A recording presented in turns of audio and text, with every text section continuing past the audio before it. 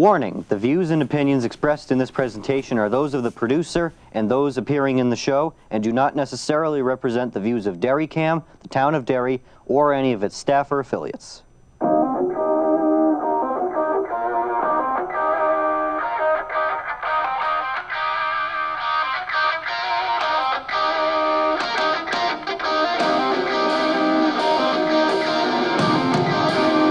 Hi, I'm Anthony Henry. Welcome back to America's Ass. We're on episode 48. The weather's getting cooler now. We're in the fall. And we're doing a very different episode today. We've never done an episode like this, and I'm really excited for it. I don't know if it's a debate or a discussion or a forum or what it is, but we've never really done an episode where it's been one topic, really. And it's two different sides of an argument talking about said topic. But we are doing that today. And I'm here with two past guests of the show, Representative Tim Cahill and Representative Kevin Verville. So, for anyone that hasn't seen, take a minute to introduce yourselves. We'll start with you. I'm Representative Tim Cahill. I'm glad to be back on the show. I've supported the show since it started, and it's always great to be down here and seeing my buddy Kevin from the State House. This should be a good time today. My name is Kevin Verville. I'm a state rep from Rockingham too, so I represent Auburn, Candia, and Deerfield, and I'm in the tail end of my fourth term and running for my fifth term. And I filed some legislation over the last 2 years that Representative Cahill and I don't see eye to eye, and we've had a lot of discussions off screen over the past couple of years on it. And Anthony invited us on to maybe hash some of it out, make our points to the people, let people hear both sides of the argument, and see where it goes. So thanks for having us on. Appreciate it. Thank you both for coming on. I've been excited for this show for a while, so I'm really not going to do too much today. I'll interject when I feel I have something to say, but I'm really going to let you two just carry the episode. So. Start wherever you want. Whoever wants to start first. Do you mind if I go first? Absolutely, Kevin. All right. So how did it all get started? So it all got started when a bill got filed to decriminalize psilocybin in New Hampshire several years ago. And I was a little surprised to see that it got filed, and I signed on to co-sponsor. And that bill did okay, but never got out of the House, and typically psychedelic bills don't. But that experience reinvigorated me in a topic that I've held dear since I was a young man, and that idea is that there are certain drugs that we schedule as highly legal, right? No therapeutic, no medical use, no redeeming value. Schedule I drugs. And it's my belief that there are drugs on Schedule I that don't belong there. And so to give you an idea of what those drugs are, cannabis. I don't believe cannabis should be a Schedule I drug. In fact, I support, I don't call it decriminalization. I don't believe cannabis should be in statute at all. It's a plant, grows in all 50 states naturally. It is what it is. Along with that, I also don't believe that we should be criminalizing certain psychedelic substances, and that list is where even the decrim people have some arguments. My list is relatively short. It would be mescaline, psilocybin, LSD. Other people would include things like DMT and ketamine and other substances. I don't know if I'm there yet or not, and I have not included those into any bills that I've filed. The decriminalization bill, I was able to get that out of the House. I actually passed that out of the New Hampshire House to watch it go die in the Senate. And of course, as a state rep, Tim knows the joke, right? All good bills go to the Senate to die. I have a joke with the senators. I call myself the 25th senator because I do more work with them than I do with the House. Well, if you want to get anything done, you have to work with the Senate. There's no doubt about that. And So in full disclosure, right, I've refiled because I'm running for re-election, so you can file bills for the next term, even if, even before the election. If you don't get re-elected, either someone has to pick it up for you or it dies. But I've refiled both my decrim of cannabis and my decrim of psychedelics, although the last time I took a bite at the apple, it was psilocybin, mescaline, and LSD. I've decided to go for a simpler approach, basically taking the temperature of the House and certain Senate members, that psilocybin as a standalone probably stands a chance at a first step. And so it's those bills that pique a lot of interest. There are people on both sides of the issue. There are people in the middle. Representative Cahill was nice enough to join us. He is, I would say, you're fairly staunchly on the other side of the issue. But I'll let you have it. I've been talking long enough. I really appreciate that we have been able to come together with opposing views and have the conversations that we've had. When I first met Kevin, I was like, man, this dude's crazy, but I've come to have a great respect for you as I've got to know you up at the State House, and I appreciate this time. You were just talking about, cannabis is a plant. It has no place in statute, but, milk is natural too, but we have milk in statute, and that's there to protect people. It's not just a plant. I mean, we just had up in Maine, there was some cannabis that was sold on the open market with mold on it. It had to be recalled, right? So there's reasons for it to be in statute and not just be a free-for-all. Would you agree with that? So there's two issues there. One milk is a biologically active, very short shelf life, non-shelf stable product that has particular dangers for bacterial and to a limited extent viral contamination that can be potentially very deadly. And so I would not say that cannabis and milk are peers. I would say that probably corn and cannabis are close to peers. My understanding, and the numbers are old, but back in the 1980s, they were basically saying that cannabis was the third largest cash crop in the United States, although it was obviously prohibited, right? It's a black market drug. I don't disagree that product safety is a serious concern. Well, right? and I was only referencing milk because it's a consumed product, right? And now on the open market in places like Maine, it's a consumed product. I almost consider it a food. People are eating it in some cases. But would you agree or not agree that people are consuming cannabis and have been consuming cannabis since essentially time immemorial? I can't speak for anything prior to 1978 because I wasn't around. Okay, fair enough. But what I can speak to is the life I've lived. Like, my father was in the Air Force. I lived in D.C. in the 80s and 90s, and I was there when they started doing the Great American Smokeouts on the mall for 4th of July. You had your 4th of July celebration going on, but then there was always this Great American Smokeout going on, and it was in the early days of trying to legalize weed. And back then, I probably leaned on the side of where you at. And only through time did I realize, hey, I'm just not on board with this. I personally do believe that it is a gateway drug.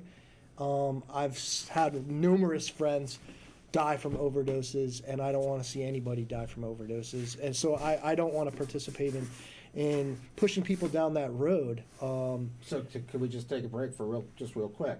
So I don't know that cannabis is a gateway drug. I'm not gonna argue that it is or it isn't. It certainly has the potential, but I know two things, right? One, I know that prohibition has been a complete failure, right? Anything that's easily produced anywhere, indoors, outdoors, 50 states, you simply cannot enforce a prohibition on it, and that's what the market has shown, right? The other thing I would say is when we have prohibition of cannabis, what we're doing is we're forcing people to do business with the black market, and the people in the black market Not always. There's certainly just cannabis dealers. But most drug dealers, I think, or at least a significant amount for sure, have access to other substances that they are also trying to sell. And when we force customers into that black market, we're forcing them to interact with people that are likely to introduce them to things like amphetamines, barbiturates, Heroin. narcotics, Yeah. opiates, right? So let me just say one thing. So this capsulizes the space that I'm in. For me, there's two types of drugs in the world. There's more drugs, and there's not more drugs, right? And so for me, things like cannabis and psychedelics are not more drugs, right? If you smoke too much cannabis, if you eat too much cannabis, take too much cannabis, typically you fall asleep, right? And you sleep it off. The same is true for psychedelics, although psychedelics are a little more interesting because if you take them on too short of an interval, they have no effect. They lose their effect. So they're actually self-policing in the body, which is unusual. More drugs, right? The more drugs are the drugs that the more you do, the more you want to do, and the more you have to do. And more drugs are very dangerous.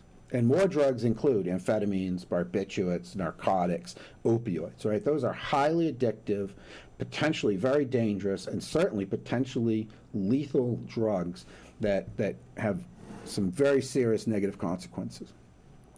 So my point is that because prohibition has failed, and because prohibition is forcing people that want to try cannabis, want to try other potentially safer materials, substances, you're forcing them to deal with people that are going to introduce them to other things that have become potentially more dangerous. So how do we address that, right? Where do we find common ground to fix that? You know, it was interesting. Obviously, I was on the marijuana commission that got established last year, and the goal of the commission was to produce legislation, and there was no compromise at all to be had on protecting people.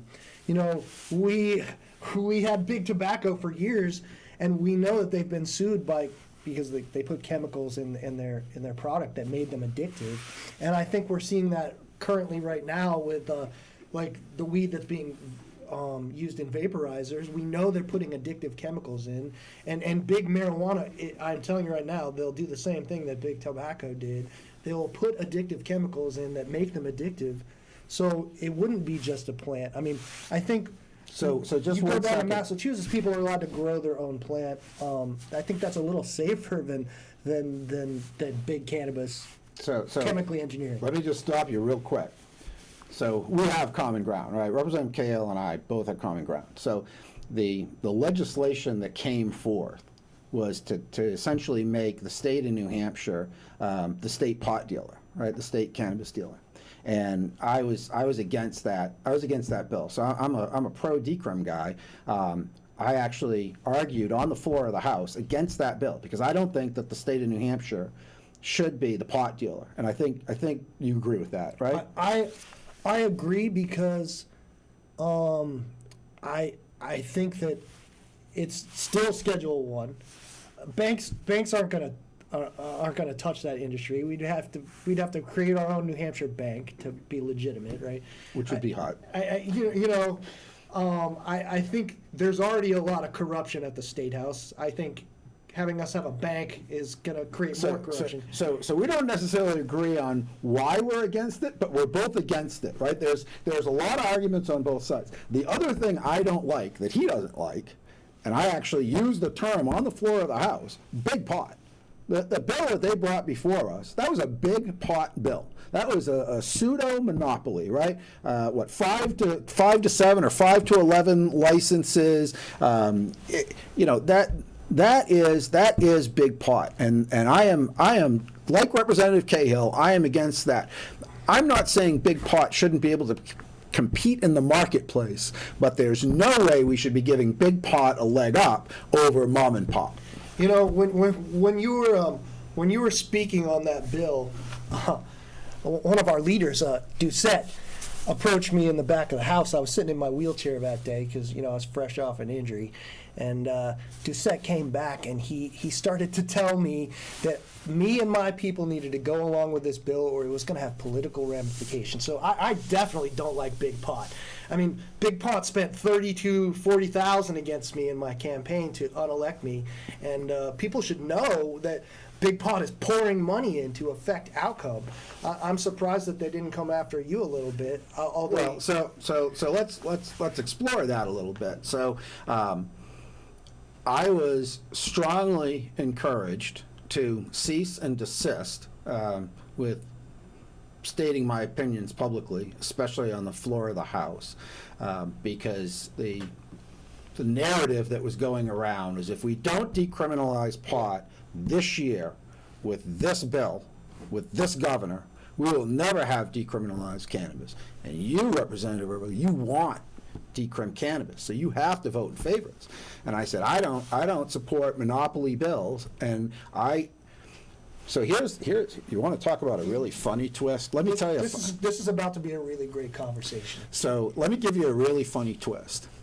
I am almost ready to join Representative Cahill's side, but for reasons that most people wouldn't suspect.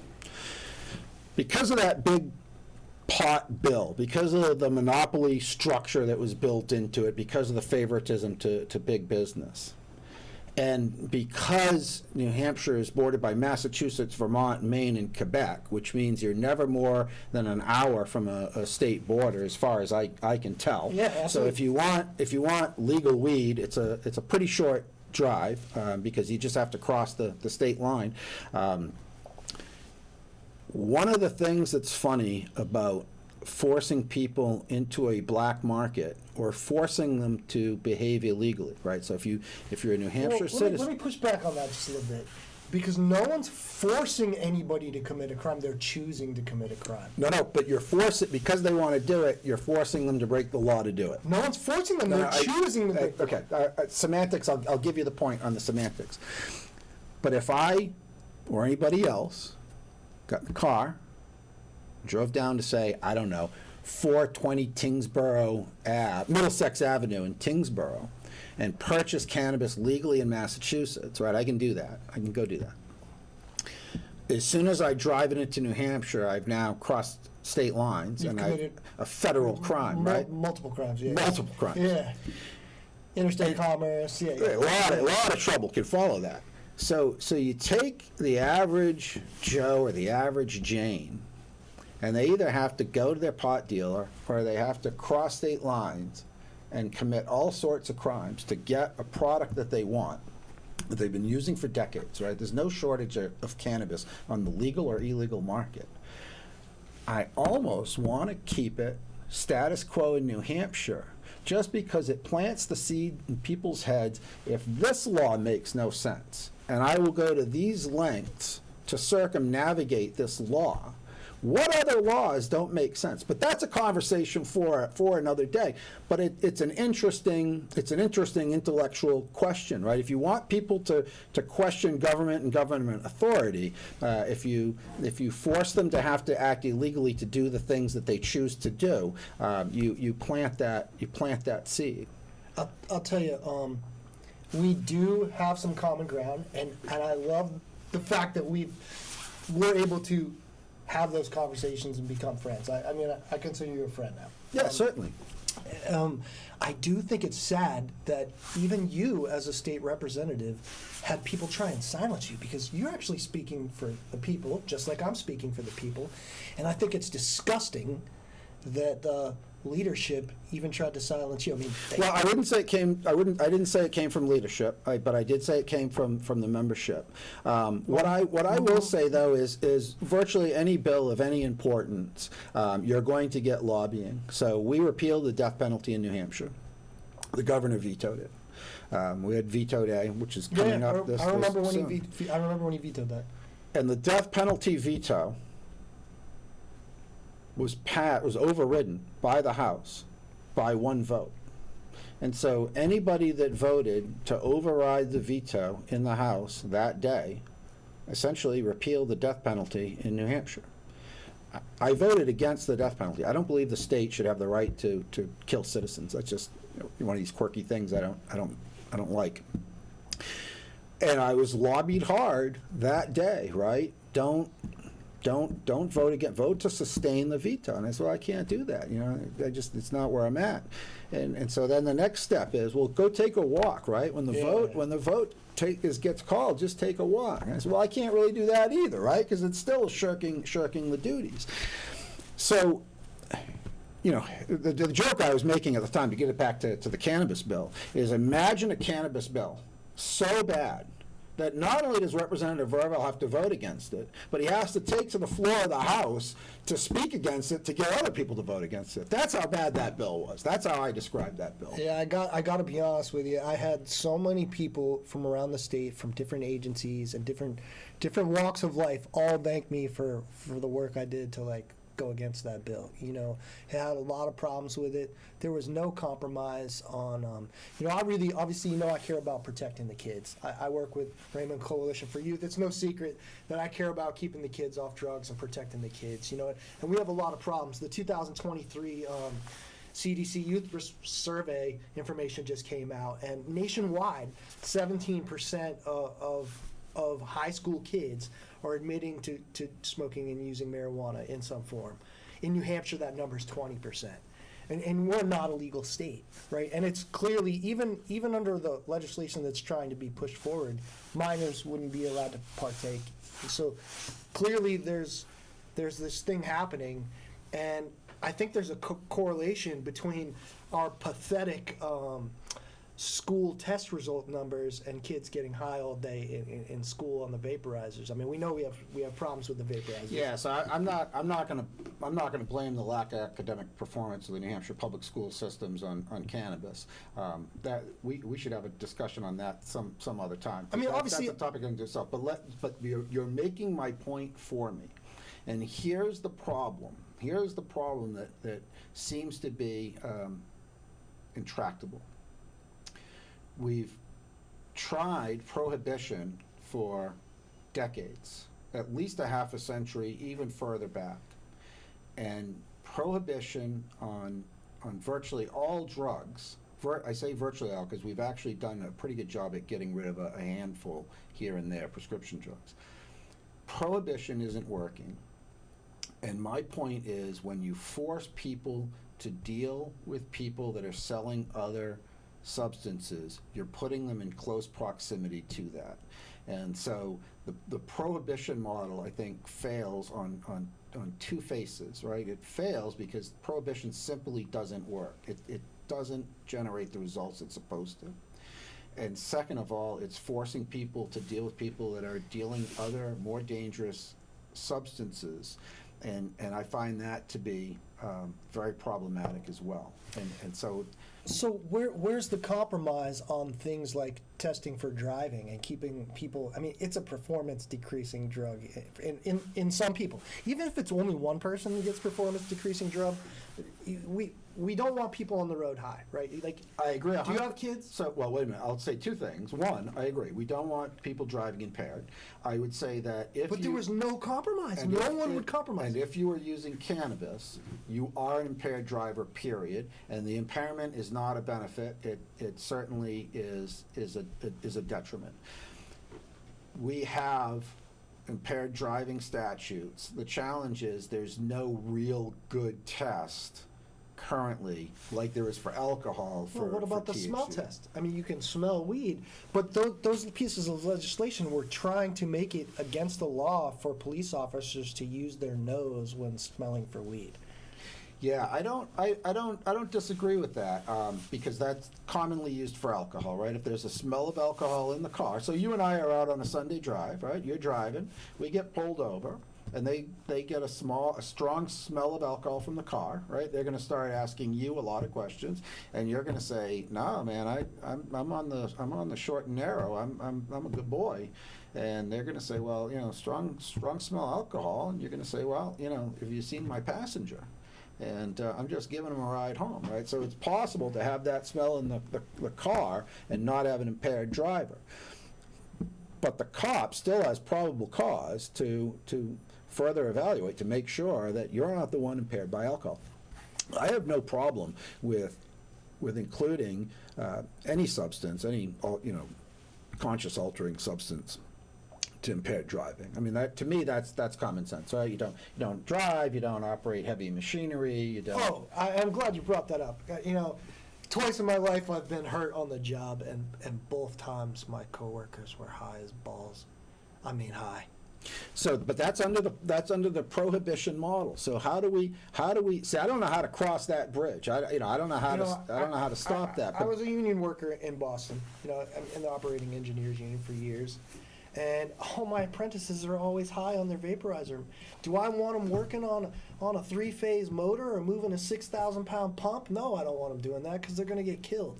We have to have some rules, and a lot of the folks on your side of the aisle on this, like the Free State Rhino Alliance, they don't want rules, right? They don't want any cops. They don't want any rules. They don't want any oversight. They just want a free-for-all. And that's not the world we live in. We have rules to protect people, protect workers, protect other drivers on the road. I mean, there's lots of things, like protect passengers in an airplane. And we have to have some kind of testing system. We met a lot of experts when we were doing the Marijuana Commission, and there was this one lady who came out from California, and she was like, make sure you do this before you do this. And I really think that the cart was really coming before the horse. I think, unfortunately, obviously, I really don't want any drugs legal. And I have lots of friends that are in the industry, and they're my friends. I have friends that use the psilocybin like you talk about. And I hear and I talk to them and I listen to what they have to say. I personally think that we don't need drugs. I think that there's so many great things in life that you can find things to make you okay in this hard world without doing drugs, like surfing or skating or skiing. All right. So if we take that as prima facie, right? Is there value in putting people into the criminal justice system for possession and or use of recreational cannabis, and I would, it's sort of a second bucket. I don't think the two buckets should be lumped because they're not the same, though there are some similarities, or psychedelics use. It's funny because when I had a bill, to decrim psilocybin, mescaline, which is peyote, cactus, psilocybin is magic mushrooms, and then LSD is the one man-made synthetic. And the chief of narcotics, state police, he showed up to testify against the bill, and in question, he was asked. He said, "Well, when's the last time you had a psilocybin arrest, or any of these, to be honest?" And he said he couldn't remember. Which I guess he doesn't read the paper as much as I do, because it happens once, maybe twice a year in the state of New Hampshire. It's usually some poor teenage kid who's unlucky enough to get caught with it. But he said extenuating circumstances. Sometimes there can be extenuating circumstances. But then he said, but my son, who's in high school, tells me all the time that the kids have ready access to these magic mushrooms. And I said, well, thank you. Lieutenant, I appreciate the testimony, because you just made my argument for me. We have prohibition on the books. If a kid is unlucky, or an adult, because really we should be talking about adults, kids should not be using drugs. You should not be using drugs till at least 18, if not older, because your brain's not fully developed. But that's enough of my soapbox lecture.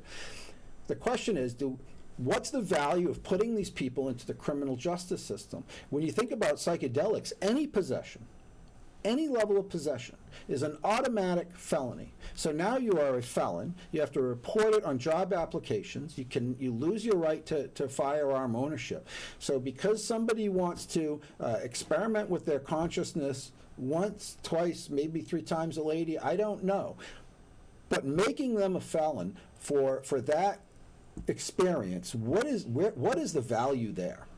What is the value of spending all of this money to prosecute people for cannabis crimes when clearly none of it is having any effect on the amount of use? You said yourself, usage is going up, right? So why are we entraining these people into the criminal justice system? That's another. I don't think. I talked to my buddies over at the DEA recently. They busted someone with 40,000 pounds of illegal marijuana, like not legal marijuana, illegal. It's all illegal, but Well, if it's less than 3/4 of an ounce in New Hampshire, it's decriminalized. right. Well, So- we're talking about 40,000 pounds. I'm not seeing a whole lot of cases being prosecuted for small amounts of marijuana. Right, and you know what I mean. There's really not a. Whole, But unless you're really and you know why there's not? Because it costs too much taxpayer money to prosecute. I don't agree with that at all, and I would say the reason you don't hear about it, know about it, because you'd have to be reading the police logs of every town in this state, because it's going to show up at the same level as a domestic violence, a DWI, etc. I'll play this out. So, obviously, I sat on the Marijuana Commission, and there was lots of policy debate over the fine of public smoking. Because guess what? I don't believe UNH polls, because UNH polls said that this man wasn't going to win the primary by a huge number, and that was never going to be a factor. President Trump is going to be the next president of the United States, but the UNH polls show him losing every time. So I don't believe UNH polls. So I know that the overwhelming majority of people don't want public smoking. I mean, you don't want your kids breathing in smoke at the beach or when they're in the movie theater. Nobody wants the public smoking. So there was a lot of policy debate over what's the fine or penalty for public smoking if you get a ticket or whatever. And they wouldn't come off more than $100. Well, it costs more than $100 to process that crime. Okay, you got to pay an officer to do it. You got to go to court. You got to pay the officer to go to court. It costs 5 times the amount to get a $100 ticket. No town is going to choose. We're talking about small towns that don't have police budgets. We're not talking about Virginia, where you got Fairfax County Police with a bajillion-dollar budget and a huge force. We have towns that have 1 cop or 2 cops, right? So it costs more to process that crime than they're getting for the $100 revenue. So no town is going to, no leadership is going to want their town to be losing money to process this crime. That's fair enough. So I travel a lot for work, both nationally and internationally. And certainly there are parts of this country that have some seriously unaddressed skunk problems, because when you walk their streets, all you smell is skunk. And I have to assume it's the mammal and not the kind bud. So there are certainly communities in this country where public consumption of cannabis, smoking, right? Because the vaping you don't really smell, but the smoking of it you do, is a serious issue. Except for a recent concert that I went to, I don't know that I've ever smelled cannabis out in public in New Hampshire as a thing. You never smelled somebody smoking in front of you in traffic? Because I do all the time. Maybe I live in Raymond. You live in a different town than me. So I'm in Deerfield. I'm commuting to Manchester and back. That's my commute, right? 43 to 293 basically. I have to admit I don't. I'm not saying it doesn't exist. It's just compared to other places I've been, I don't see it as an issue. We have less people than other places. I've lived all over the world. It's the reason I came to New Hampshire is because this was my family's home and it's quiet here. There's less people. Although more and more increasingly you're seeing more people come here and. So let's ask a funny little question, right? So if a decrim and/or a homegrown bill, because that's the real crime in this state, is that people can't grow their own cannabis. That needs to be corrected. And I'll talk about why I haven't filed that bill yet in a minute.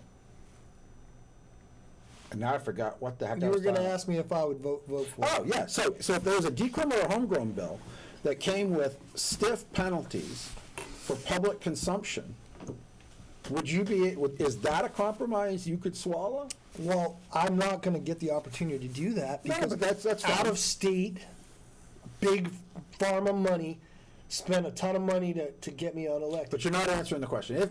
So let's do the what do they call the hypothetical? So the hypothetical is there's a write-in campaign. You become a state rep, and you see a decrim and/or a homegrown bill that has strong penalties for public consumption. Could you see your way to support that? I think I can't support it, and I will tell you a little story about me that'll be brutally honest, to back up why I don't. Listen, I'm not going to stand here and tell you I haven't smoked weed, because I've smoked plenty of weed. But that was a long time ago, and the statutes of limitations have long run out on any activity he may or may not have participated in the past. I'm firmly open and honest about all facets of my life. But it was before the statute of limitations. At the time, I had applied for a government agency job, and I went through a year-long background check. And one of my buddies died, and I went to a funeral, and I smoked. And literally a week later, this agency called me up, and they're like, "Listen, you got the job. You just got to come in for your blood test and your drug test." And I was honest with the agency, and I said, I'm not going to pass the test, so I can't come in. And he was like, "I appreciate your honesty." So I'm telling you that because we have rules for a reason, right? Because sometimes you want people to show that they have integrity. I mean, you want people to follow the law if you're putting them in a secure job, right? Mm-hmm. You don't want them to go in knowing this guy's going to break the law, And that was a long time ago, and I have changed and grown as a person. But you have to. The other side of that, right? And I don't think it's as much now as it used to be. But there used to be this huge push to have the sticker in the window that this is a drug-free workplace. And the way you get every workplace should be a drug-free workplace. And the way you get the sticker to put in the window is to test all of your employees, to test all of your job applicants for drug use as a condition of employment. And so you say, yeah, all right, that's really, really good. But what you have to realize is that there's a lot of different tests for drugs, right? And some are more sensitive than others. I mean, if you really want to know what somebody's been up to, you take a hair sample, right? Because that goes back months. But those tests are very expensive because of the analytical methods not for involved. This particular agency. Right, so that's my point. A lot of employers are simply buying the cheapest, lowest resolution tests that they can find. One, to save money because it's less expensive, and two, because the resolution of the results is so low, it's you really have to be a chronic user to fail the test, so that way they're not being, denied employees, so to speak. I'm not really sure how to phrase that, but so that they can actually hire these people.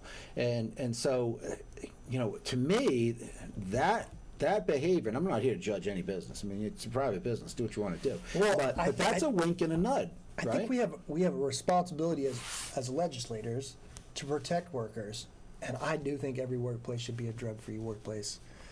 I mean, you can look at my hand. A phenomenal Air Force colonel repaired this hand, but this thumb was completely gone and this finger was dangling, and this was caused at a work injury by people that were smoking at bowls at work, right? So I think this is me speaking from experience.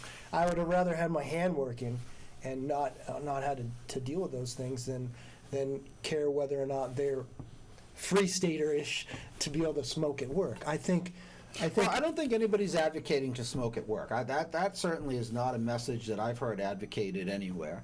I think from my perspective, if you put in an 8-hour shift and you're working hard for a living and you're smart enough to stay away from alcohol, because alcohol's a more drug, right? Alcohol's a more drug and nicotine's a more drug. Tobacco, the fact is, if we really want to save lives and we really want to help people, we would ban alcohol and tobacco.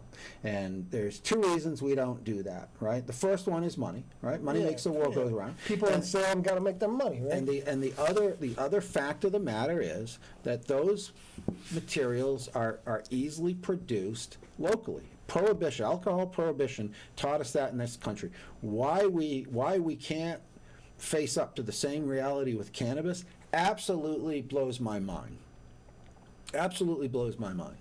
So what would make you happy?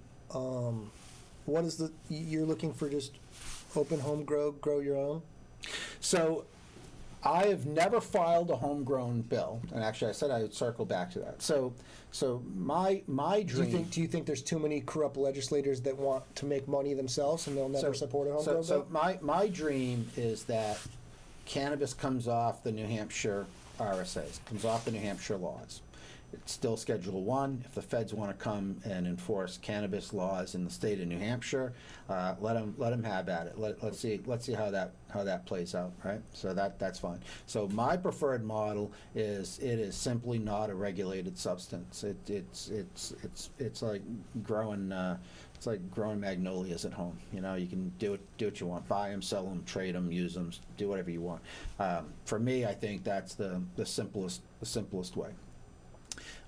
And that's a very laissez-faire approach, and I fully get that.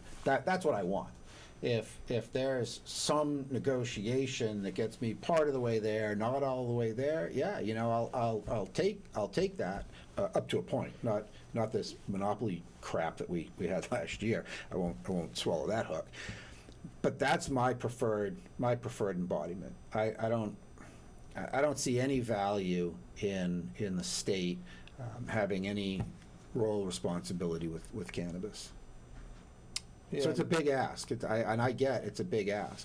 But for me, I don't think it's if. I think it's when. Right? If you'd have asked me when I was 18 years old, you know, back in the 1980s, will this ever happen? I would have been hopeful, but I would have said no, probably never. And now, you know, here we are 40 years later.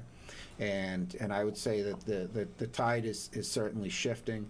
When we look at cannabis certainly has medical applications. We have medical cannabis in New Hampshire. Yeah. I think that program is pretty poorly ran. You know, marijuana Mike, as we call him, he's kind of a clown. So Ringo Starr said it the best, right? Everything the government touches turns to shit. Yeah, definitely.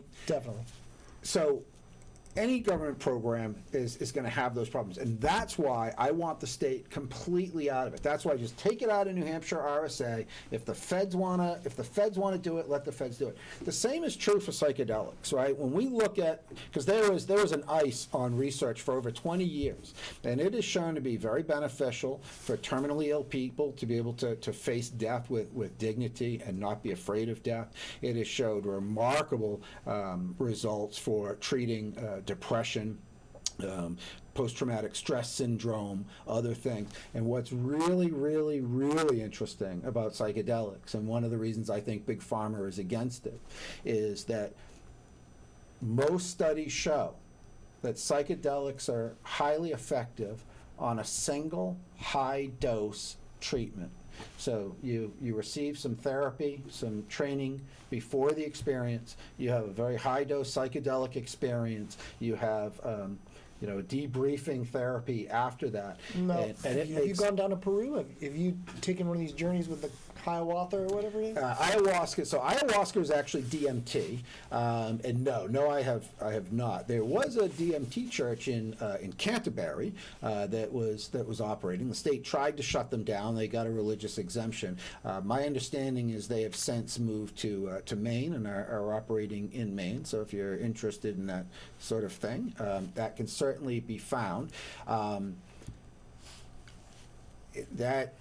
So DMT is so it's a funny one, right? You know what I think is a better choice, and I'm just going to shoot you straight. Sure. Because I spent 15 years surfing.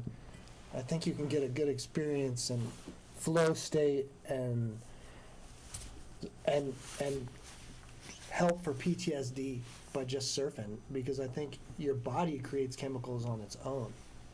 I think there's other things that can get to the same place and same results that you're talking about without actually doing the drug. I think your body is so amazing because God is amazing and He created us that way, that there are chemicals that your body can create, and doing activities and certain things can bring out those chemicals. And there's other ways other than actually doing a drug. But God gave us psilocybin mushrooms. God gave us peyote cactus. God gave us ergot fungus that likes to grow on rye. LSD is derived from ergot fungus, and in fact, ergot fungus can produce basically LSD analogs, which are attributed to strange behaviors in European societies hundreds of years ago before they realized what was going on. And so I agree. God is great. Praise be to God. I am a firm believer. I am a practicing Roman Catholic.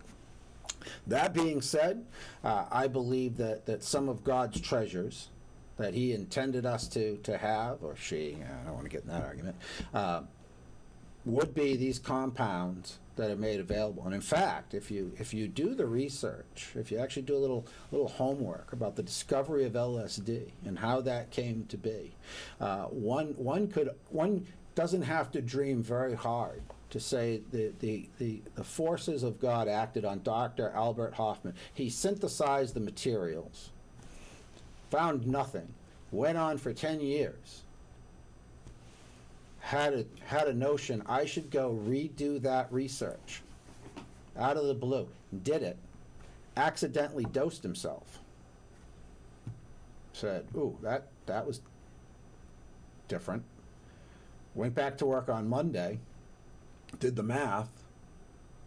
First time somebody actually dosed themselves on purpose was Dr. Albert Hofmann, and he made sure to take a dose that was small enough that even if it was as toxic as the most toxic substance known to man at the time, would not kill him. Essentially had the same experience again and reported it.